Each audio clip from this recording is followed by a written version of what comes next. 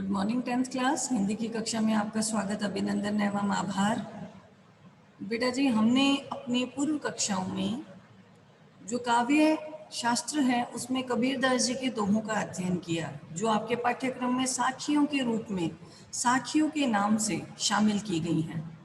और हमने हिंदी का ही गद्यांश भाग का प्रथम पाठ, जो छोटी सी कहानी है मुंशी प्रेमचंद के द्वारा लिखी गई, उसको पढ़ा। आज काव्य से संबंधित ही दूसरा पाठ हम पढ़ने जा रहे हैं। उस काव्य को लिखने वाली कौन है, उनकी रचयिता, उनकी लेखिका या उनकी कवयित्री, जिनका नाम वास्तव में कृष्ण भक्ति के कवियों में प्रथम स्थान पर लिया जाता है, वो कौन सी महिला थी जिन्होंने कृष्ण भक्ति के चरम उत्कर्ष को प्राप्त करते हुए समस्त दुखों को आसानी से न केवल सहन किया था, बल्कि अंतिम रूप में वो कृष्ण में ही लीन हो चुकी थी, कृष्ण में ही समाहित हो चुकी थी। अर्थात हम जिसका जिक्र कर रहे हैं, जिनके पदों को हम आज भी याद करते हैं कि पायु जी मैंने राम रतन धन पायो, है ना, मेरे तो गिरधर गोपाल दूसरों न कोई। किसने लिखा था? भक्त शिरोमणि मीराबाई। मीराबाई के नाम से सभी परिचित हैं। मीरा जो है वास्तव में वो राजकुल में उत्पन्न हुई थी और बहुत ही महान राजकुल में ही उनका विवाह हुआ था। लेकिन विवाह के पश्चात जब वैधव्य का सामना करना पड़ा, यानी उनके पति की मृत्यु हो गई और वो विधवा हो गई, तो उनका जो मन था वो जो सांसारिक भोग विलास है, सांसारिक जो रिश्ते नाते हैं, उनसे बिल्कुल भी विरोधी हो चुका था। वो वियोगिनी की तरह अपना जीवन बिताती थी, यानी ये सांसारिक जीवन में उनको बिल्कुल भी कोई सार प्रतीत नहीं होता था। ये संसार उनको असार लगने लगा, है ना। तो आपको पता है कि मीरा जो है, मीरा ने अपने कृष्ण को ही अपना पति मान लिया था। वो कृष्ण की ही भक्ति करती थी और उनके जो जेठ थे विक्रम सिंह, उन्होंने मीरा को मारने के लिए विष का प्याला भेजा था। ये सारी बातें हमने सुनी हुई हैं। तो आज हमारे सिलेबस में भी जब उन्हीं मीराबाई को स्थान दिया गया है, तो उनके जीवन के कुछ विविध पक्षों से भी परिचित होना हमारा सौभाग्य है। तो चलिए मीराबाई के जीवन परिचय से संबंधित कुछ पक्षों का ज्ञान प्राप्त करते हैं। मीराबाई, जिनका जन्म 1503, अब आपका पता है कि मीराबाई का जन्म, जब आप उसकी कविताओं को पढ़ते हैं तो अधिकतर उनकी कविताओं में मारवाड़ी भाषा आती है। मारवाड़ी भाषा यानी राजस्थान की भाषा, राजस्थान की भाषा यानी राजस्थानी। यानी उनका जन्म भी क्या हुआ, कहाँ हुआ? राजस्थान में। कहाँ पर? मीराबाई का जन्म राजस्थान के जोधपुर के भी चौकड़ी यानी कुड़की नामक गांव में हुआ। कब हुआ? 1503 ईस्वी में। ठीक है। जब वो 13 साल की थी तो उनका जो विवाह था वो मेवाड़ के महाराणा सांगा, नाम सुना हुआ है ना, महाराणा सांगा, यानी ऐसे धुरंधर थे जिनके शरीर पे 80 घाव थे, लेकिन फिर भी वो जो है शत्रुओं के समक्ष युद्ध में बहुत कौशल के साथ युद्ध लड़ रहे थे। वो 80 घाव भी उनके लिए शरीर पर जो है उनके शरीर की शोभा बढ़ा रहे थे, है ना। ऐसे महान योद्धा महाराणा सांगा के जो दूसरे पुत्र थे कुंवर भोजराज, उनके साथ मीराबाई का विवाह हुआ। 13 वर्ष की उम्र में विवाह हो गया। देखो, तो उनका जीवन जो है दुखों की छाया में बीता। कैसे? जब वो छोटी थी यानी बाल्यावस्था में उनकी माँ का देहांत हो गया, यानी वो तो खुद खूब छोटी थी, और जब वो छोटी थी तो उनकी माँ की डेथ हो गई। विवाह के कुछ ही साल बाद, यानी जब उनके 13 साल में शादी कर दी भोजराज के साथ, तो थोड़े ही समय पश्चात पति मर गए। अब पति के बाद फिर एक बारी खबर मिली कि उनके खुद के पिता यानी राव रतन सिंह, वो भी मर गए। और एक युद्ध के दौरान उनके जो ससुर थे, ससुर फादर इन लॉ, कौन थे? महाराणा सांगा, वो भी युद्ध में वीरगति को प्राप्त हो गई, यानी उनका भी देहांत हो गया, वो भी मर गए। यानी पहले माँ, फिर पति, फिर पिता, फिर ससुर। भौतिक जीवन से वो बिल्कुल निराश हो गई। उन्होंने अपना घर परिवार त्याग दिया और जीवन के अंत समय में वो वृंदावन चली गई। वृंदावन में पूरी तरह से वो गिरधर गोपाल कृष्ण के प्रति समर्पित हो गई। ठीक है। आपको पता है कि किसी न किसी कार्य के पीछे उनके गुरु का हाथ जरूर होता है। तो मध्यकालीन भक्ति आंदोलन की आध्यात्मिक प्रेरणा में जिन कवियों को जन्म दिया उनमें मीराबाई का स्थान था। मीराबाई के जो पद थे वो पूरे उत्तर भारत के अलावा गुजरात, बिहार, बंगाल आदि में भी प्रचलित थे। मीरा हिंदी और गुजराती दोनों की कवियत्री मानी जाती है। ध्यान दीजिएगा बेटा, जब भी हम कवियत्री लिखते हैं तो कई बार ये गलती करते हैं। हमें ये गलती नहीं करनी है। कवयित्री क्या बोला जाता है? कवयित्री, कवित्री नहीं होता, कवियत्री नहीं होता। आप क्या लिखेंगे? कवयित्री। कई बार बच्चे क्या करते हैं, कई बार बच्चे लिखने में बहुत गलती करते हैं। वो क्या लिखते हैं? हमने लिख दिया मीरा बहुत अच्छी कवियत्री थी, तो वो लिखेंगे कवि लिखते हैं ना, कवि, और कवि के साथ यित्री लगाते हैं, कवि और य और त्री। अगर इस तरह से आप लिख के आओगे तो ये शब्द क्या है? ये शब्द गलत है। कैसा शब्द है ये बहुत ही रॉन्ग वर्ड है, यानी हिंदी की व्याकरण के अनुसार ये गलत है।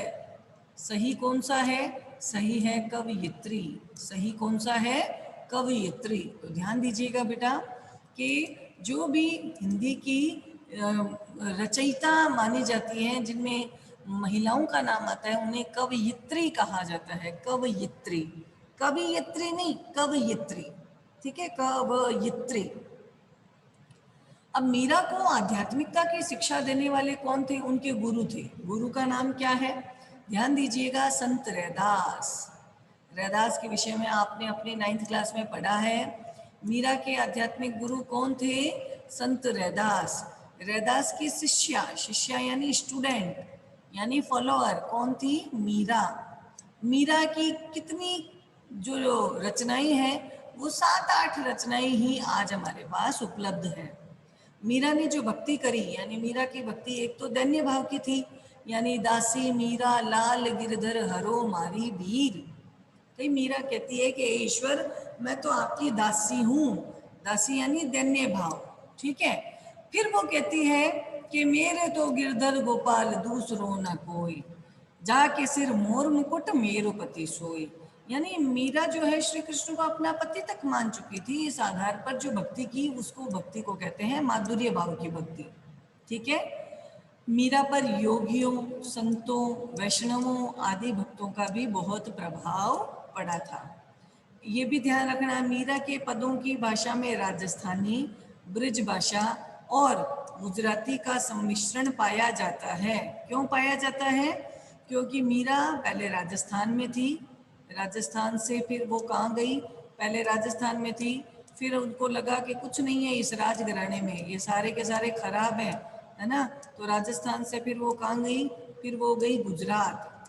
गुजरात से फिर कहाँ गई? गुजरात से आगे जाने के बाद वो गई वहाँ पर, गुजरात के बाद वो पहुंची थी वृंदावन, ब्रज प्रदेश। ठीक है ना। फिर वो गई ब्रज में, ब्रज में कृष्ण की भक्ति करी, और ब्रज के बाद और भी आगे जहाँ द्वारिका कहा जाता है, कृष्ण का धाम द्वारका कहा जाता है ना बेटे, उसका नाम लिया जाता है द्वारका। उस द्वारका नामक पवित्र स्थान पर चली गई थी। और वहाँ कहते हैं कि श्री कृष्ण के मूर्ति के आगे जब वो भजन कीर्तन कर रही थी तो उनका पूरा शरीर श्री कृष्ण की मूर्ति में ही विलीन हो गया।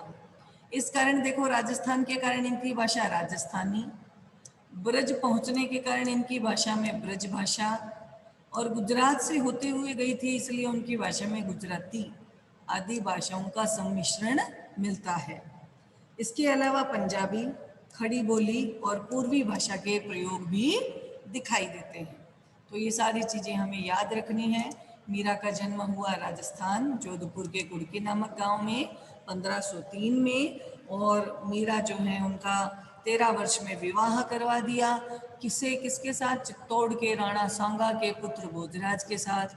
लेकिन बहुत ही कम समय में उनके पति की मृत्यु हो गई। पहले माँ मर गई, फिर पति की मृत्यु हुई, फिर पिता गुजर गए, फिर ससुर का देहांत हो गया। तो मीरा अपने इस भौतिक जीवन से निराश हो गई, घर परिवार छोड़कर वृंदावन चली गई, और वृंदावन में गोपाल कृष्ण की भक्ति करने लगी। इनको भक्ति की प्रेरणा देने वाले थे रैदास कवि। मीरा ने जितने भी अपनी कृष्ण भक्ति से संबंधित पद लिखे, वो खाली उत्तर भारत में नहीं बल्कि गुजरात, बिहार और बंगाल में भी बहुत प्रसिद्ध थे। उनकी भाषा हिंदी, गुजराती और ब्रज भाषा थी। इन्होंने भक्ति करी, एक तो दास्य भाव की, एक माधुर्य भाव की भक्ति। ठीक है, चलिए आगे बढ़ते हैं। पाठ परिचय। आपको पता है हमारे पाठ में भी उनके द्वारा लिखे गए पद शामिल हैं। 2 पद हैं। तो पहले देखो ध्यान से कि मीरा के विषय में क्या बात बताई है। कहते हैं कि पारिवारिक दुखों से मुक्ति पाने के लिए मीरा घर द्वार छोड़कर वृंदावन जा बसी और वहां कृष्ण में ही लीन हो गई। उनकी रचनाओं में आराध्य कहीं निर्गुण निराकार ब्रह्म है कि भाई कृष्ण ऐसे हैं जिनका कोई गुण नहीं, कोई आकार नहीं। कभी फिर वो कहती नहीं मेरे तो कृष्ण सगुण साकार हैं, यानी कृष्ण की मूर्त है जिसमें उन्होंने मोर मुकुट धारण कर रखा है, पीताम्बर पीले रंग के वस्त्र है, गल वैजंती माला है ना, धेनु चराते हैं, हाथ में मुरली है, तो ये सगुण साकार रूप है। कहीं पर कृष्ण निर्मोही है, यानी किसी तरह का मोह नहीं रखते, परदेसी हैं जो सब कुछ छोड़कर चले गए हैं, है ना। तो इस तरह से कृष्ण के अलग अलग रूप जो हैं उन्होंने यहाँ पर अपनी पदों में अभिव्यक्त किए हैं। वे गिरधर गोपाल के अनन्य और एकनिष्ठ प्रेम से अभिभूत हो उठी, यानी श्री कृष्ण को ही अपना सब कुछ सौंप चुकी है, अपना सब कुछ मानती भी श्री कृष्ण को ही है। तो मीरा के यहाँ पर 2 पद हैं। ठीक है, मीरा ने अपने आराध्य से मनुहार की है, उनको लाड भी लडाती है और समय आने पर उनको उलाहना देना भी नहीं बोलती। उलाहना देना व्यंग्य कहना। ठीक है, उनकी क्षमताओं का गुणगान स्मरण करती है तो उन्हें उनके कर्तव्य याद दिलाने में भी देर नहीं लगाती है। यानी मीरा ने यहाँ पर श्री कृष्ण की जो भक्ति करी है, पहले पद में तो वो अपने जीवन का कल्याण चाह रही है और जीवन के कल्याण के लिए उन्होंने कई पुराने उदाहरण भी दिए हैं। भाई द्रौपदी है, भक्त प्रहलाद है और गजराज है, आपने इन लोगों की रक्षा करी तो आप मेरी भी रक्षा करो। और दूसरा पद है, दूसरे पद में वो कृष्ण की समीपता चाहती है क्योंकि वो मानती है कि कृष्ण के समीप रहने से, कृष्ण का दर्शन पाने से, कृष्ण के स्मरण करने से, कृष्ण का ही गुणगान करने से उनके जीवन का कल्याण हो जाएगा। तो ये था मीरा के जीवन का परिचय और उनके द्वारा लिखे गए पदों का पाठ परिचय। आगे की कक्षा में हम उनकी दोनों पद जो यहाँ पर दिए गए हैं, इन पदों का पूरी तरह से अध्ययन करेंगे।